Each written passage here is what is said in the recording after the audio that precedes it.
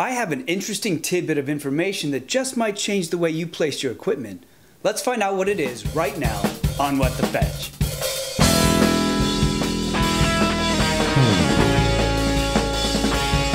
Hey Weirdos, I'm Grant. The intention of this video is to help you understand the very base mentality that I use for equipment placement, which, if truly understood, will help you place your equipment much more strategically and garner better results. Now, there is a lot to talk about when it comes to equipment placement, as each piece of equipment is unique, as is what to consider when placing that piece of equipment. So I'll be covering those specifics in much more detail as I discuss these pieces of equipment in future videos. Okay, so I do a lot of events with tons of wonderful people of all different skill sets, and I see one common mistake: that of equipment placement. But I can't really blame them, you see, as there is one key piece of information that I've been able to gather from the entities over the years that most people don't seem to have. So I'm sharing it with you.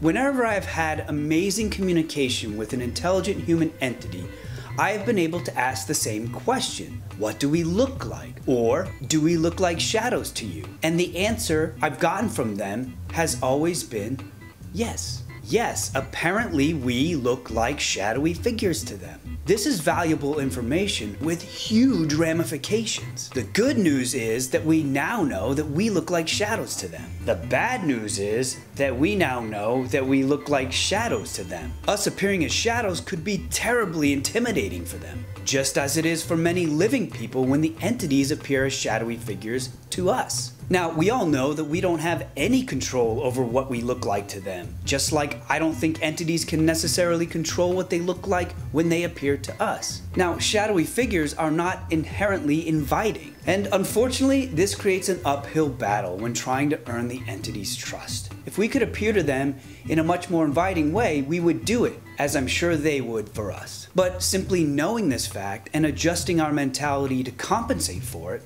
can make all the difference when investigating. For example, imagine you're walking through your home. You walk by your living room to see a circle of 12 shadowy figures huddled around a bunch of glowing lights and strange beeping devices. You hear them talking, saying things like, "Prove to us you're here by touching these devices. How did you die? Who murdered you? If you don't touch this equipment, we're gonna get angry." Would you honestly do anything for these shadows? Would you honestly step into that bear trap to touch one of these strange devices to help people who obviously don't care about you? No, of course not. It's a horribly suspicious setup. Now, let's rewind. You're walking through your home again. You walk past your living room and see 12 shadowy figures sitting in chairs along the wall that's furthest from you. You look down, and right there by the doorway, inches from you, are a bunch of devices on a table or chair. You hear the shadows talking, saying things like, "Hi, my name is Grant. I have a lovely wife and kids. What's your name? We're not here to judge you. We just want to get to know you." Or, "Can you please just let us know you're here so we can talk with you? These devices by the door can't hurt you. They just make it easier for us to communicate with you." So, what about this group?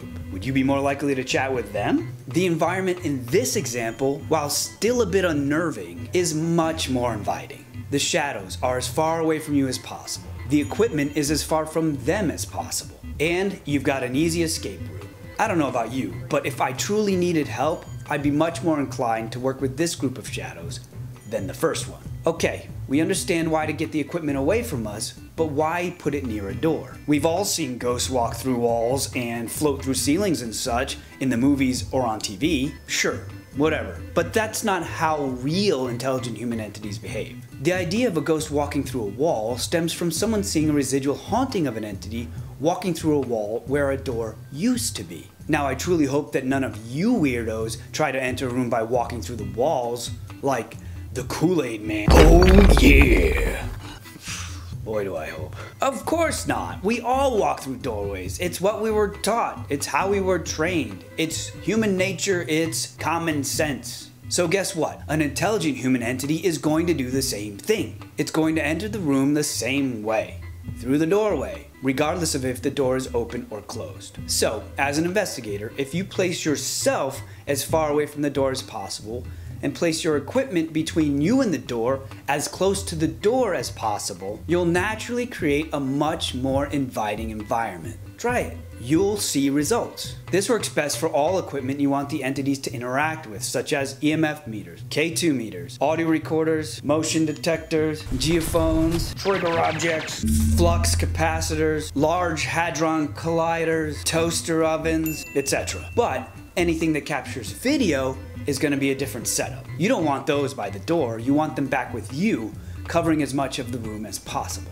But make sure you include the door in that, because that's most likely where the entities will show themselves. So there you have it. It's amazing how one little piece of information, like the fact that we look like shadows to them, can drastically change the way you investigate and think in general. This is why it's so crucial for all of us investigators to share the information we learn on investigations. So give this mentality a shot on future investigations and let me know how it goes. But now it's over to you.